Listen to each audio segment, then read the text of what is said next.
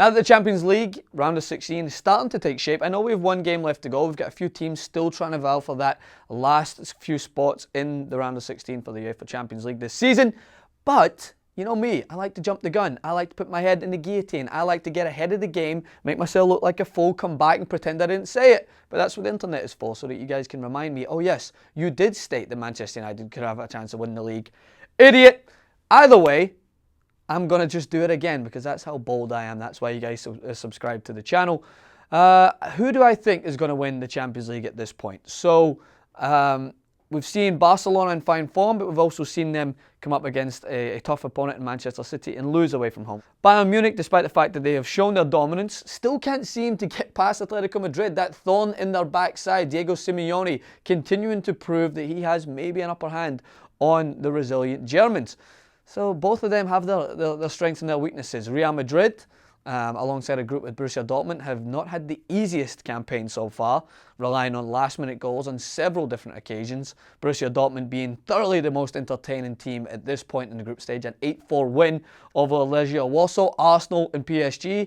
Arsenal showcasing that they are a team to be reckoned with this year, both in Premier League play and in the Champions League. So there's plenty of candidates. Juventus as well. All the usual go-tos that are in the running for the Champions League this year. There's no one I think have ruled themselves out at this point. I was quick to say that Arsenal didn't look like they had enough, and I still don't think they do, but they can go forward and they can progress, and I do think they have a shot. Quarters, semis, see how the draw goes. So it's pretty hard to determine until the draw gets placed in front of us. But from what I've seen, despite finishing second in their group, I still fancy Real Madrid to have a great chance at winning this competition.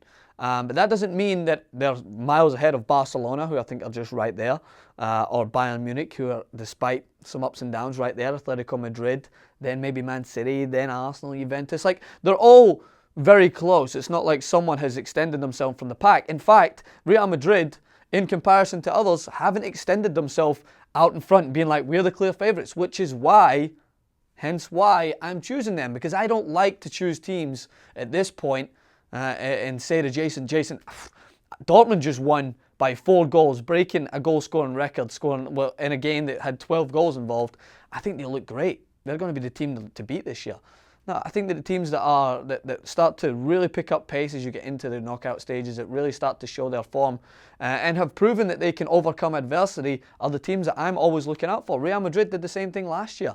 Several tough games in the Champions League, never really looked to be in a fantastic run of form, struggling against teams like Wolfsburg, where they rely on Cristiano Ronaldo to help them out at home.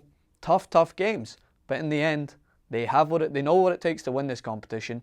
They are undoubtedly one of the most successful teams in the history, and maybe, just maybe, they can be the first team to win it back-to-back since it's been the Champions League. So my money at this point would be on them, but it wouldn't be given, so take it. It would be like, I guess I'm not going to do anything else with it. A couple of beers maybe. Yeah, take it, fine. So, but who's right there next to them? Barcelona, proven yet again, thanks to Celtic being on the receiving end as the training ground in which they work on. They have proven how dominant they can be from the first game until what will be another assured performance, I'm sure, in the last game. They are the best team in the world at moving the ball around. No one comes close. They were able to make Manchester City, despite Guardiola's new style of football that looked to be successful, look bang average when they played at the Nou Camp, as they make a lot of teams do at the Nou Camp. But Manchester City as well in that, in the same token, were able to outplay Barcelona when they played at the Etihad, proving that they are a team to be considered this year. Not because they've done anything special so far, but they have Guardiola.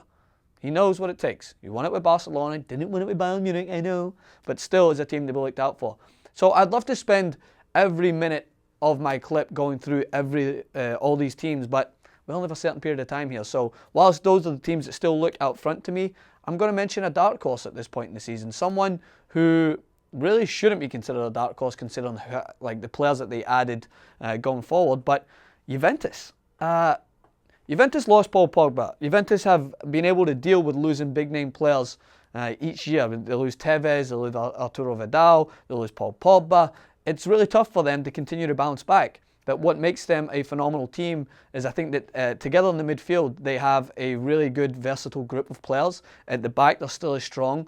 They have great depth. They're bringing on Mandzukic, who has been touted to be leaving in January. I really doubt that will happen. Who's able to come off the bench and score quite a few number of goals as of recent, showing that they know what it takes now. One thing that I've always kind of been wary about for Juventus is if they go down in a game, as they have done against Bayern Munich last year, do they have enough in the locker to get it back?